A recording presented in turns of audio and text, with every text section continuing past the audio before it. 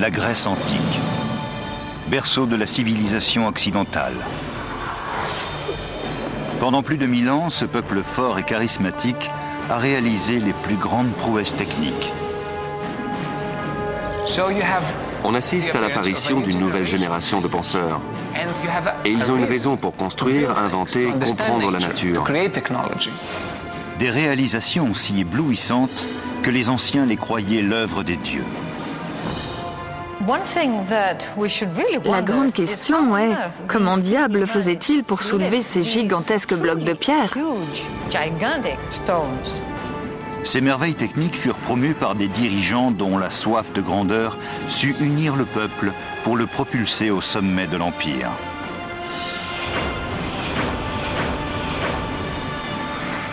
Mais cette brillante éruption de culture et de créativité s'arrêtera, victime de luttes fratricides. Un duel à mort qui scellera la fin de l'âge d'or.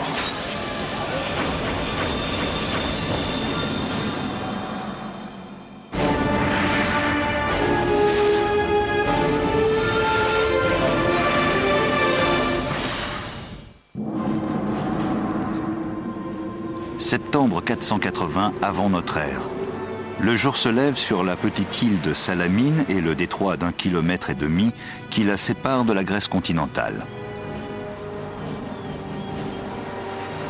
La mer d'huile ne laisse rien présager de la grande bataille qui se prépare. Ce soir, la Méditerranée ne sera plus qu'une mare de sang. L'enjeu n'est autre que l'avenir et l'indépendance de la Grèce. Cette terre d'îles et de cités-États qui s'étend à la lisière du plus grand empire du monde connu, la Perse.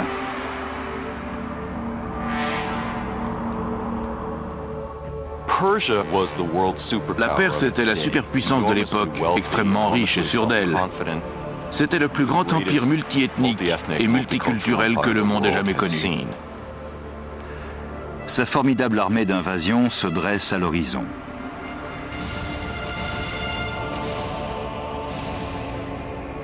Pas moins de 700 navires avec à leur bord 150 000 guerriers, bien décidés à ajouter la Grèce à leur empire. Mais un Grec les attend, prêt à se battre. Amiral et homme d'État athénien, Thémistocle se prépare à ce moment depuis des années.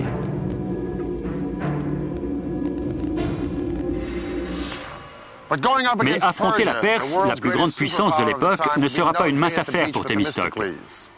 Bonjour, je suis Peter Weller. D'abord, la flotte perse est 2 fois plus nombreuse. Ensuite, Thémistocle se retrouve face à un problème presque insoluble. Essayer de réunir sous un même commandement des troupes hétéroclites et querelleuses. L'aspect positif du développement civique dans la Grèce antique, c'est la cité-État, sorte de micro-pays indépendants et autonomes au sein de la nation hellène. Mais l'aspect négatif du développement civique dans la Grèce antique, c'est la cité-État. Parce qu'elles avaient beau parler la même langue et vénérer les mêmes dieux, les cités-États n'avaient aucun sens d'union nationale. Elles n'accordaient d'importance qu'à leurs propres impératifs régionaux et culturels. Au mieux, elles s'entendaient mal. Au pire, elles se sautaient à la gorge. Si quelqu'un peut rassembler les Grecs, c'est bien Thémistocle. Cet homme qui n'est pas issu de l'aristocratie athénienne et n'a pas honte de le faire savoir à ses concitoyens. Il n'a jamais été des leurs et il le revendiquait. Il était fier de sa rusticité. Il disait qu'il ne pouvait peut-être pas accorder une lyre ni chanter, mais qu'il savait tout ce qu'il fallait pour rendre une cité puissante et libre. Ce n'est pas la première fois que les Grecs affrontent les Perses. 10 ans plus tôt, une armée perse plus réduite a tenté une première invasion et combattu les Athéniens et leurs alliés à Marathon. À Salamine, Thémistocle va tirer parti de cette expérience en axant sa stratégie sur le point faible qu'il a repéré dans la machine de guerre ennemie, sa flotte. Il avait compris que l'eau n'était pas l'élément naturel des Perses. La Perse était une puissance terrestre, à tel point que dans la religion perse, l'eau salée était démoniaque. Thémistocle a voulu doter les Grecs d'une marine militaire comme le monde n'en avait jamais vu. Ils se sont aussitôt lancés avec acharnement dans la construction de 200 trirèmes, le navire le plus terrible de l'Antiquité. La trirème mesure une quarantaine de mètres de long. Elle est légère, dynamique. À l'avant, sa coque est équipée d'un éperon en bois couvert de bronze. C'est ça son arme offensive. C'est une sorte de missile guidé. La trirème est mue par 170 rameurs sur 3 niveaux, 62 en haut, 54 au milieu et 54 en bas. Le niveau inférieur est si bas que les trous pratiqués pour les rames ne se trouvent qu'à une cinquantaine de centimètres au-dessus de l'eau. C'est donc une galère en bois qui peut atteindre 8 ou 9 nœuds, ce qui est une vitesse impressionnante dans l'Antiquité. Et elle peut attaquer comme un missile.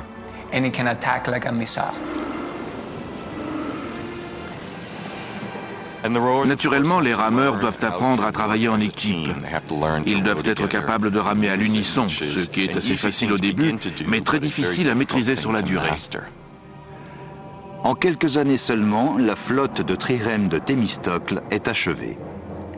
Juste à temps, car au printemps 480 avant notre ère, la Perse envahit massivement la Grèce.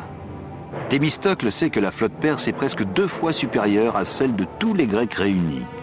Il conçoit alors un plan simple mais astucieux pour rééquilibrer les forces.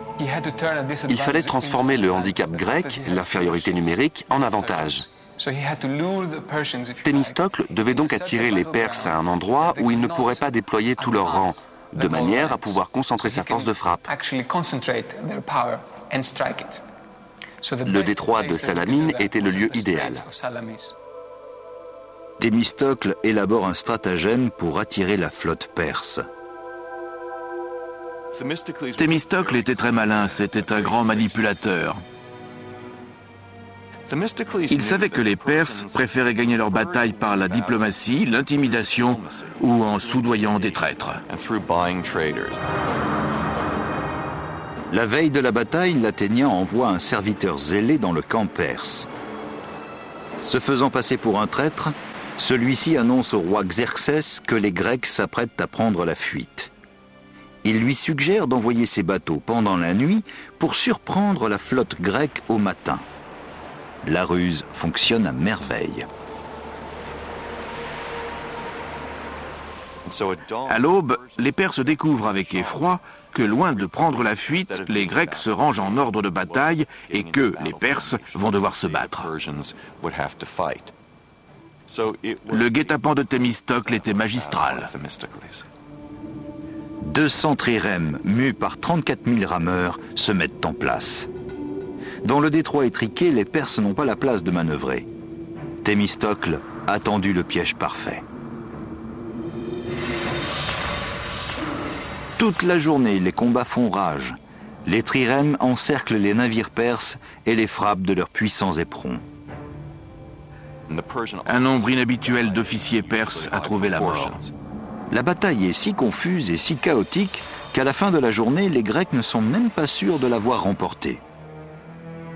C'est le rivage de Salamine jonché de cadavres ennemis qui leur révèle leur victoire décisive. D'après certaines sources, les Perses auraient perdu jusqu'à 200 navires contre 40 pour les Grecs. Tous les Perses qui avaient survécu à la noyade ont été massacrés par les soldats grecs postés sur le rivage. Si les Grecs n'avaient pas remporté la bataille de Salamine, la Grèce classique et ses valeurs que nous partageons encore aujourd'hui n'auraient peut-être jamais vu le jour. Après cette victoire éclatante, Thémistocle est porté en triomphe. Mais ses ambitions personnelles et son avidité font grossir les rangs de ses nombreux ennemis politiques. L'irritation de l'Assemblée publique ne tarde pas à dégénérer. À cette époque, Athènes avait mis en place une procédure appelée ostracisme, une sorte d'élection d'impopularité qui permettait à l'Ecclésia de bannir pour 10 ans un homme politique qu'elle estimait dangereux pour la vie de la cité. En 471, Thémistocle est frappé d'ostracisme. Comble de l'ironie, le voilà contraint de s'exiler dans cette Perse qu'il a si âprement combattue. Il ne reverra jamais Athènes. Après son bannissement, il a dû chercher refuge en Perse. Il a passé les dernières années de sa vie à parler perse et à travailler pour le grand roi au gouvernement de l'Asie mineure. Thémistocle a laissé son nom dans une quête de puissance et de gloire inspirée d'un glorieux passé. Les aventures légendaires des dieux et des héros narrées dans l'Iliade et l'Odyssée.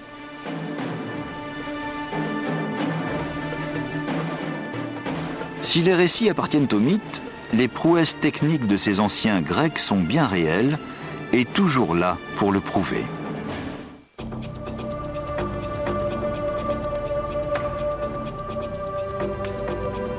Au XIVe siècle avant notre ère, un peuple parlant une forme ancienne du grec occupait la péninsule hellénique. Au fil des siècles, les guerres, les scandales et les exploits des Mycéniens sont entrés dans la légende pour poser les fondations de la civilisation grecque.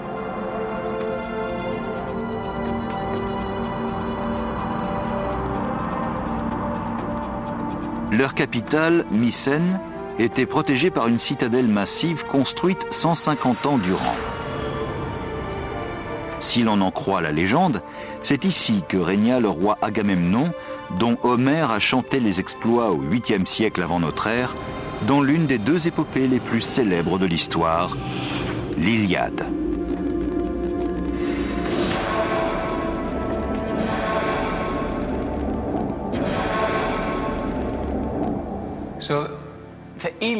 L'Iliade était une sorte de Bible pour les Grecs de l'Antiquité.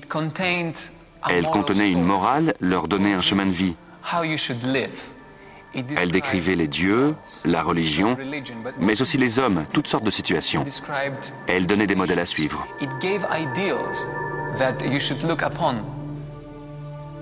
Les chants de l'Iliade et de l'Odyssée sont entrés dans l'histoire. L'enlèvement d'Hélène par Paris, le siège de Troie par les Grecs, le cheval de bois utilisé pour entrer dans la cité et la détruire. Si Agamemnon se hissa au rang de héros pendant la guerre de Troie, sa mort, de la main de sa propre épouse, fut celle d'un simple mortel.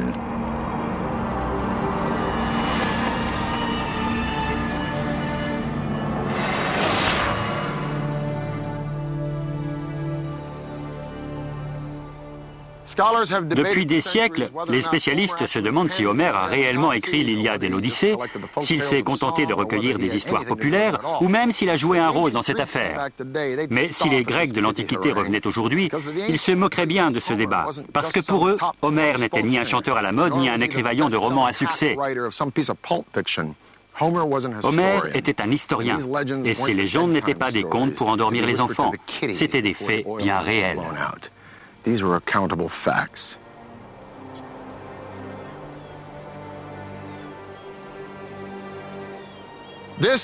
Voici ce qui reste de Mycène, la ville où beaucoup, moi y compris, aimeraient croire qu'Agamemnon a réellement régné. Ces ruines démontrent que, non content d'être de grands bâtisseurs, les Grecs étaient capables de véritables prouesses techniques. En arrivant à Mycène, la première chose que l'on voit, ce sont les fortifications. Elles sont très impressionnantes et donnent aussitôt un sentiment de puissance. Les murs d'enceinte de Mycène sont étayés par des blocs de pierre pesant jusqu'à 10 tonnes l'un. Ils ont été taillés avec une telle précision que chaque bloc s'ajuste parfaitement à son voisin.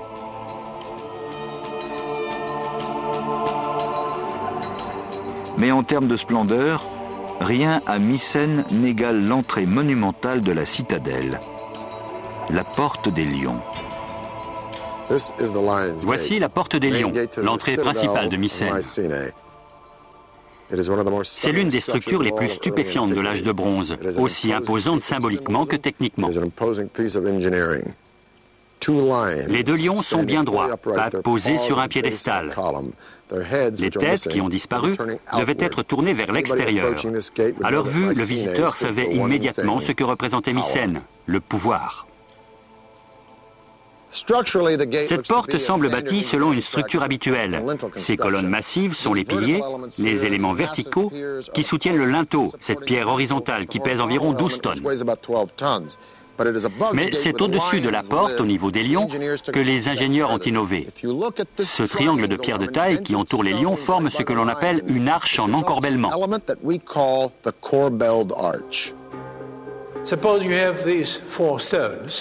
Prenons 4 pierres.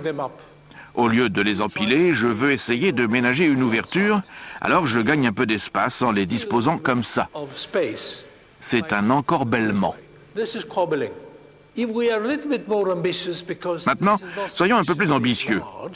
L'ouverture n'est pas assez grande, alors on va essayer de décaler chaque pierre un peu plus. Mais là, elle risque de tomber.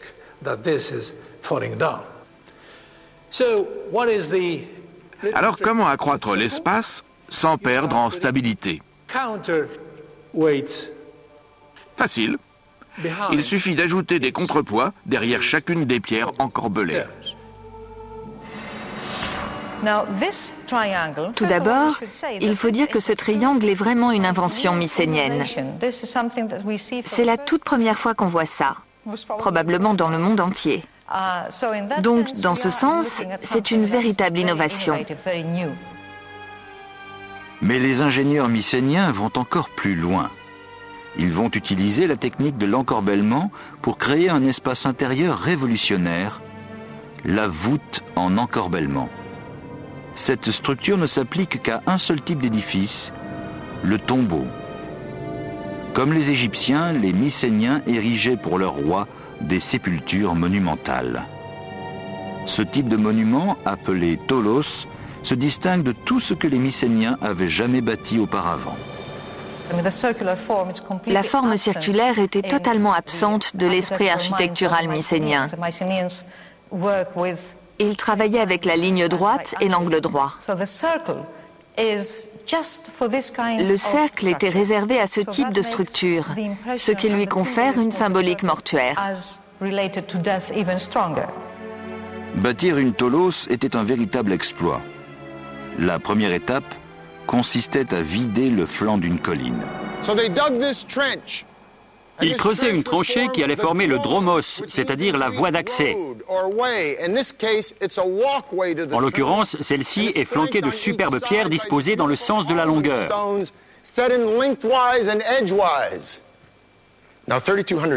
Il y a 3200 ans, en 1200 avant Jésus-Christ, un visiteur empruntant ce dromos aurait découvert un site aussi magnifique que stupéfiant, cette entrée monumentale. La porte était flanquée de 2 colonnes massives en marbre vert ciselées de motifs sinueux remontant jusqu'à leur sommet.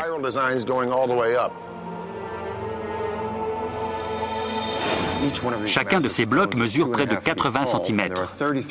33 cercles de pierre sont empilés ici pour former un cône. Elles sont posées en encorbellement, c'est-à-dire que chacune déborde de la précédente. Ensuite, elles sont arasées pour obtenir une surface uniforme.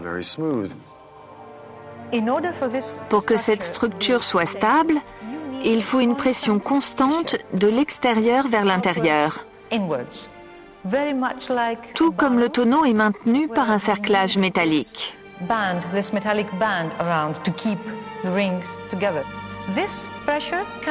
Au fur et à mesure de la construction, on va donc étayer la structure avec de grandes quantités de terre, si bien qu'une fois l'intérieur en forme de ruche achevé, l'extérieur présente la forme d'un tumulus.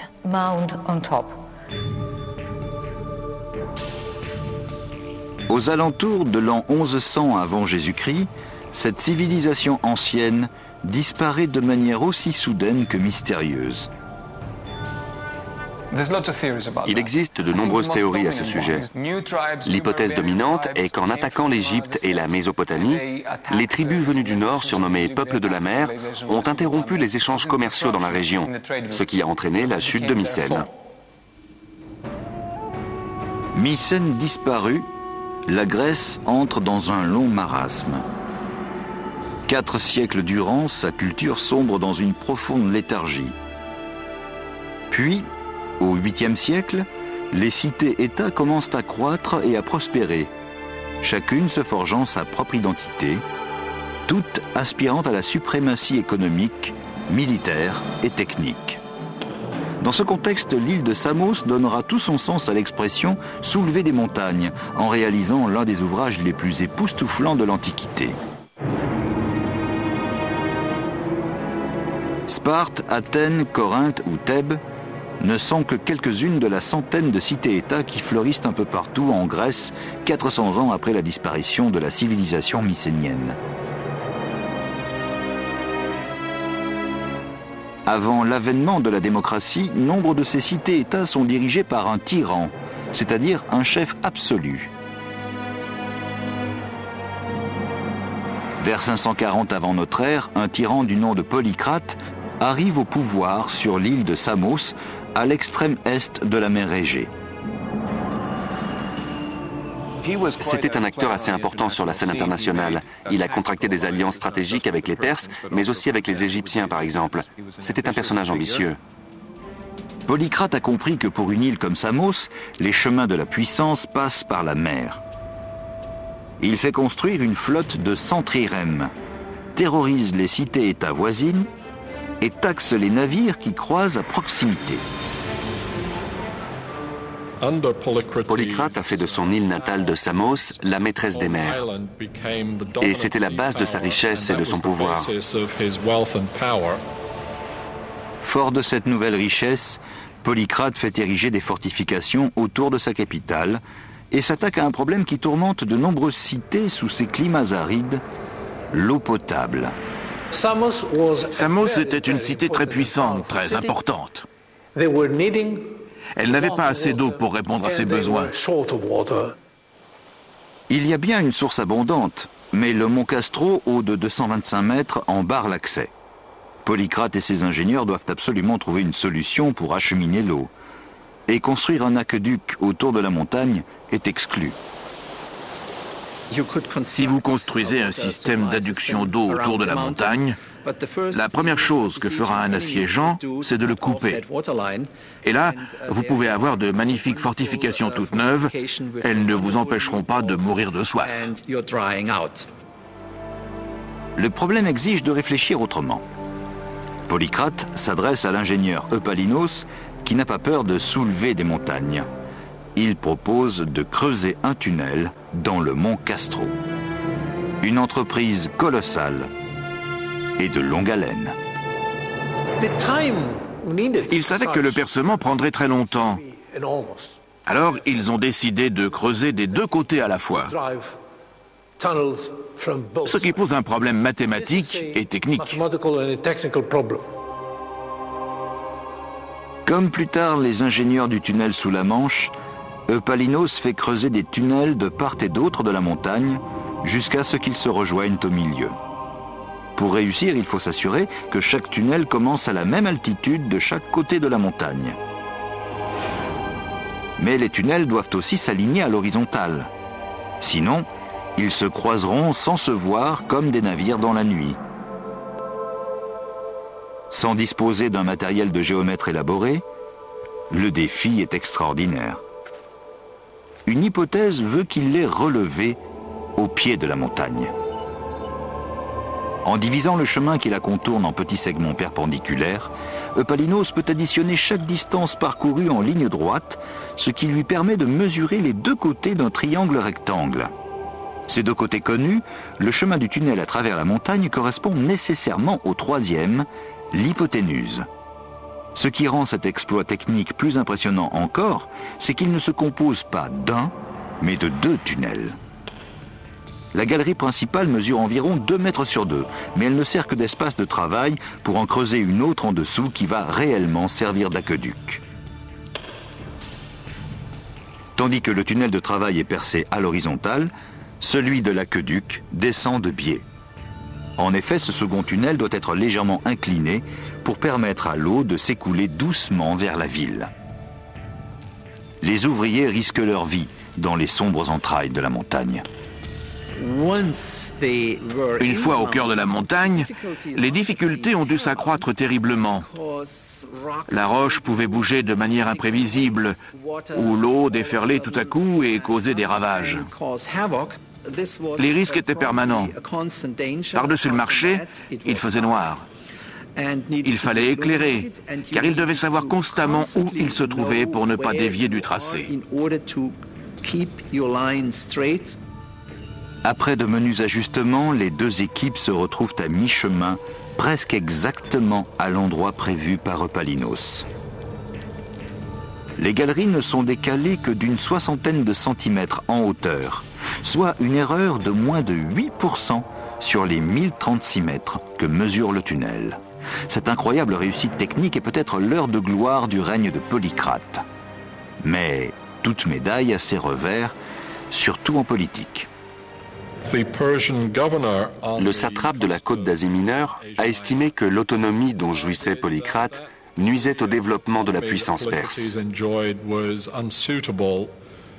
Polycrate a été arrêté, torturé et crucifié.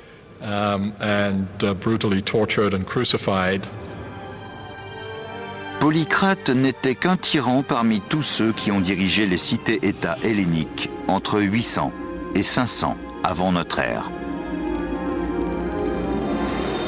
Les hommes ne connaissaient alors qu'un seul régime politique, l'oligarchie ou gouvernement d'un petit nombre. Mais la cité-État d'Athènes va changer le cours de l'histoire du monde.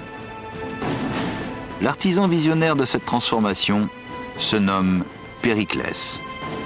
Il lèguera à Athènes un monument éternel juché au sommet de l'acropole.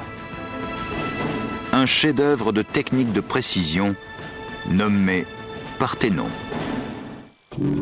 En 480 avant notre ère, lorsque Thémistocle vint les Perses à Salamine, ce n'est pas seulement Athènes qu'il sauve, mais sa jeune démocratie née 25 ans plus tôt. Pour Athènes, l'ère des tyrans est terminée. La cité est riche, en puissance militaire, en argent, en technique et en idées.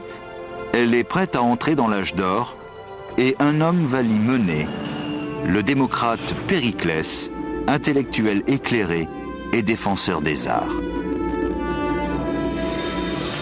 Mais Périclès va aussi accroître la puissance athénienne par tous les moyens, y compris la menace, la corruption et la force brute.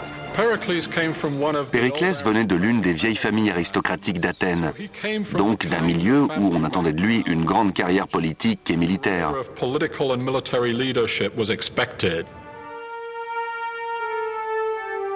Son ascension commence lorsque, jeune encore, il est élu au poste de stratège, l'un des 10 magistrats qui commandent l'armée et fixent la politique extérieure de la cité. Doué d'un talent inné pour la politique, ce brillant orateur devient vite l'homme le plus puissant et le plus influent d'Athènes. Périclès était l'archétype de l'animal politique. C'était un vrai homme politique. Il savait parler et convaincre, et il était totalement dévoué à ce qu'il faisait. Périclès arrive à la tête d'Athènes en 461 avant notre ère. Grâce à la flotte de trirèmes constituée par Thémistocle, la marine athénienne règne sans partage sur tout l'Est méditerranéen. Mais malgré la défaite des Perses à Salamine, la menace d'une autre invasion pèse toujours. En 478 avant Jésus-Christ, Athènes et d'autres cités-États de la mer Égée ont formé une alliance de défense mutuelle, la Ligue de Délos, une sorte d'OTAN de l'Antiquité. En 450 avant notre ère, Athènes était la maîtresse absolue de la Ligue de Délos, qui n'est plus qu'une sorte de banque pour la cité-État. Périclès, chef incontesté d'Athènes, met ses ressources à profit en faisant construire d'immenses édifices publics capables de refléter la grandeur et la magnificence d'Athènes.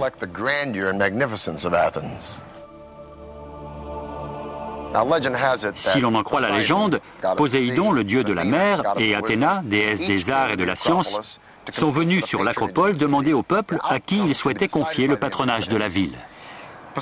Poséidon a frappé la terre de son trident et une source d'eau a jailli.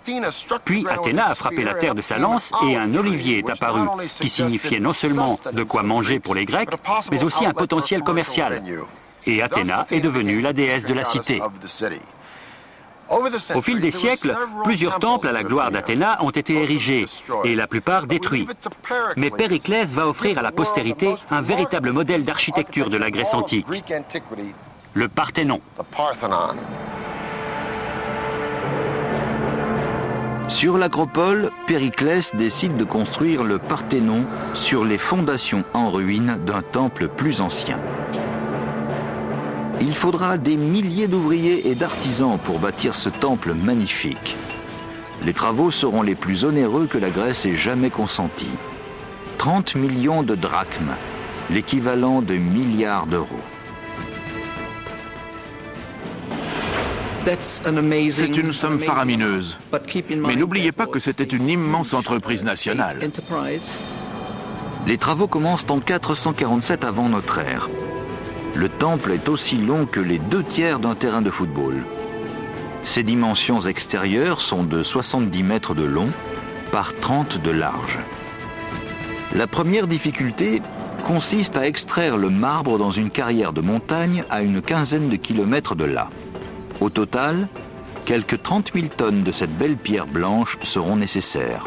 Dans la carrière, les ouvriers utilisent les fissures naturelles de la pierre pour arracher d'immenses blocs de marbre au flanc de la montagne. La première étape consiste à repérer ces fissures et à évaluer si le bloc répondra aux besoins. Ensuite, on insère des coins dans les failles horizontales et verticales, des coins en fer. Pourquoi ?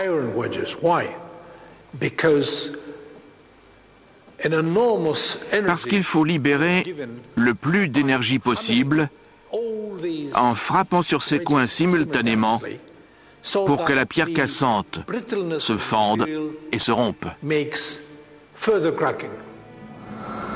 Lorsque les blocs géants sont prêts, les hommes les déplacent au moyen de leviers, de cordes et de poulies et les préparent au transport jusqu'à l'acropole.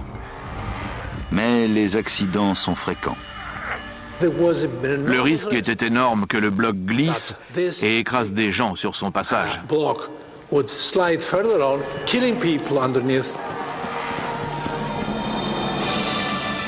Mais l'extraction et le transport du marbre ne sont que la moitié de la gageure. Sur l'acropole, les ingénieurs doivent maintenant trouver comment soulever ces monstres de 10 tonnes pour ériger le plus beau temple que le monde ait jamais vu. Juillet 447 avant notre ère. La construction du Parthénon a commencé.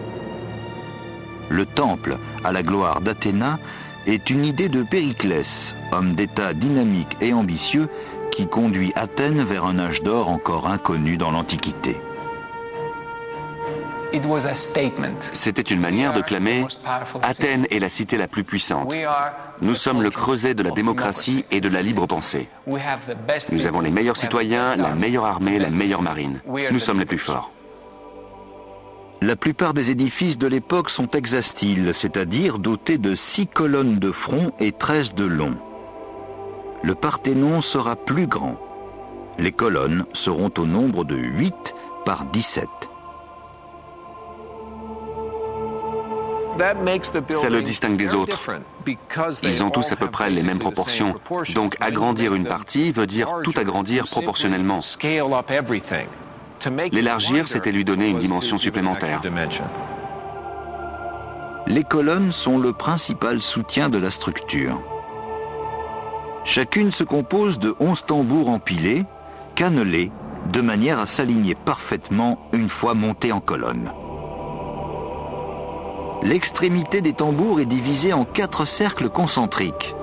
Les anneaux ainsi obtenus sont ensuite poncés ou ébauchés selon l'adhérence nécessaire pour adhérer au tambour suivant. Au centre de chaque tambour, une encoche de 10 cm sur 15 cm² est pratiquée. Les charpentiers la comblent ensuite avec une pièce de bois et une cheville permettant de les centrer en les empilant. La difficulté suivante consiste à soulever les tambours extrêmement lourds, notamment ceux des parties supérieures des colonnes. Une seule colonne du Parthénon peut peser de 63 à 119 tonnes. La grue est un appareil extrêmement simple. Une flèche et des poulies qui, comme nous le savons, permettent de soulever une masse de, disons, 10 tonnes en ne tirant qu'une centaine de kilos.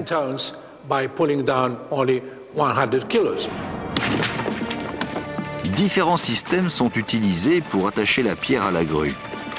La méthode la plus courante consiste à accrocher l'extrémité de la corde au sommet d'un crochet métallique en forme de S. On arrime ensuite des cordes plus courtes sur la partie inférieure du S, puis on les passe autour des saillies volontairement laissées à cet effet. Typiquement, 4 saillies entourent le bloc de pierre, de manière à répartir la force nécessaire au levage de l'objet. Les murs entourant les espaces intérieurs doivent être posés avec une extrême précision, car les bâtisseurs n'utilisent pas de mortier. Pour souder les blocs entre eux, les tailleurs évident une sorte de double T dans lequel des tiges métalliques sont insérées en guise d'agrafe. Une fois les colonnes et les blocs en place, les saillies servant à les soulever sont arasées.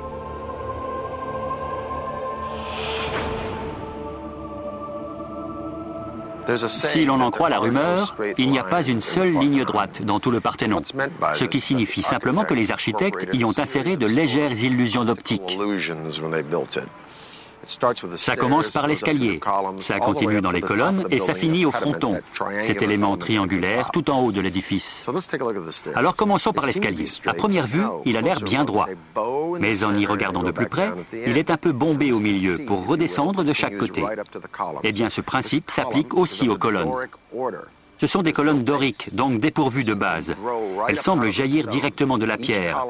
Chaque colonne est ornée de 20 cannelures et grossit lentement jusqu'au milieu pour rétrécir en continuant sa course vers le haut. Ce procédé a un nom, l'entasis. Au niveau de notre horizon visuel, des lignes si longues auront tendance à paraître courbes. Pour éviter ça, ils les ont incurvées dans l'autre sens. Le résultat est plus harmonieux. Les lignes paraissent bien droites. Mais si elles étaient vraiment droites, on les verrait tordues, comme ça. La fonction principale du Parthénon est d'abriter la statue monumentale d'Athéna. La construction du Parthénon a coûté extrêmement cher, mais la statue qu'il devait abriter a coûté à peu près autant, si ce n'est plus.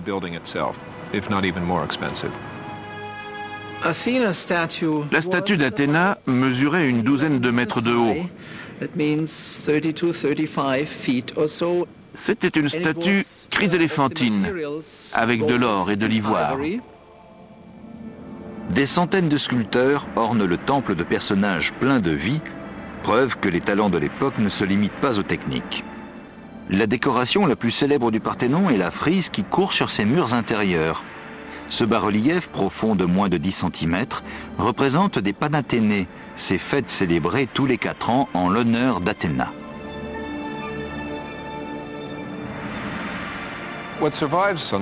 Aujourd'hui, il ne reste du Parthénon que des vestiges de marbre blanc, mais dans l'Antiquité, les sculptures et de nombreuses parties du bâtiment étaient richement peintes. Cependant, tous les citoyens ne sont pas emballés par le Parthénon. Certains jugent hideuse cette lubie de Périclès, d'autres n'y voient qu'un monument à sa propre gloire. Beaucoup d'Athéniens détestaient le Parthénon. Ils le trouvaient répugnant, affreux. Platon ne l'aimait pas du tout. Pour un grand nombre d'Athéniens, ces bâtiments modernes qui envahissaient leur sein des saints, si j'ose dire, étaient en rupture avec le passé. Le Parthénon n'est pas le seul objet de mécontentement. Tandis que Périclès œuvre à étendre l'hégémonie d'Athènes, ses rivaux conspirent. Bientôt, ils passent à l'acte en s'attaquant à ses proches. Au sommet de la liste se trouve une hétaïre, une femme très belle et très cultivée, Aspasie, la concubine de Périclès.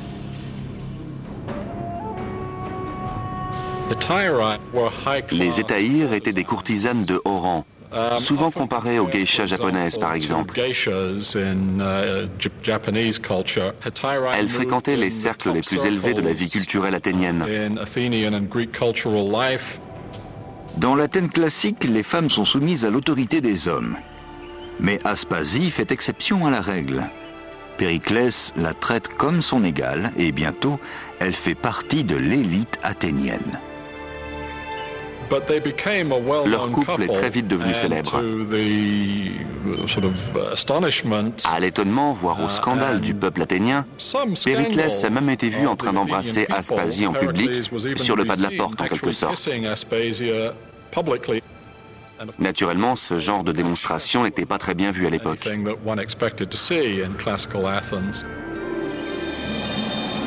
En 432 avant notre ère, après une quinzaine d'années de construction, le Parthénon est achevé. Le temple joue exactement le rôle souhaité par Périclès, clamer à la face du monde la puissance d'Athènes. Mais, ironie du sort, déjà l'hégémonie dont il est le symbole commence à s'amenuiser. Et Sparte, l'ennemi ancestral, se lève.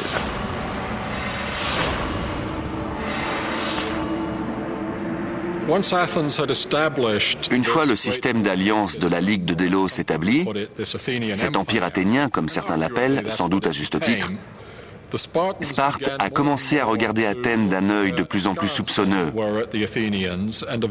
et a fini vers 430 par se sentir menacée. En 431, les Spartiates marchent sur Athènes.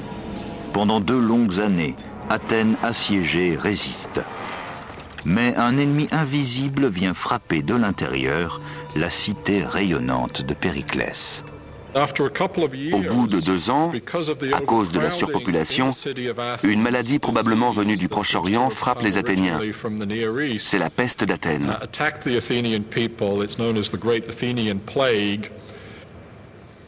L'épidémie a décimé une grande partie de la population. Périclès y survit. Mais c'est un sexagénaire déjà affaibli que le peuple rend responsable des malheurs de la cité. En 429, alors que la peste et la guerre supplicient sa chère Athènes, Périclès expire.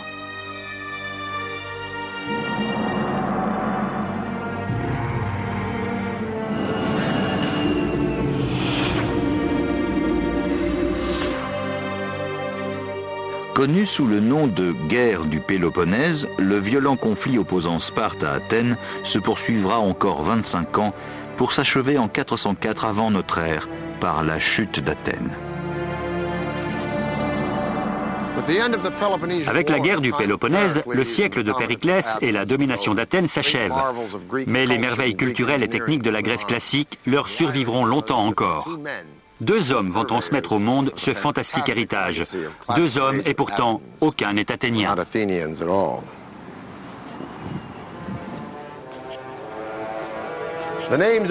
Leur nom sera synonyme non seulement de conquête, mais d'hellénisme. Ils répandront les idéaux, la culture et les valeurs grecques jusqu'aux confins du monde connu, et pour les siècles à venir. Le premier de ces hommes s'appelle Philippe II de Macédoine. Le second, son fils, sera un exemple pour des générations d'empereurs et de généraux, de César à Patton, en passant par Napoléon. Au cours de ses 33 ans de vie, cet élève d'Aristote, ce dieu autoproclamé, aura traversé l'intégralité du monde connu. Son nom, Alexandre le Grand. C'était Peter Weller.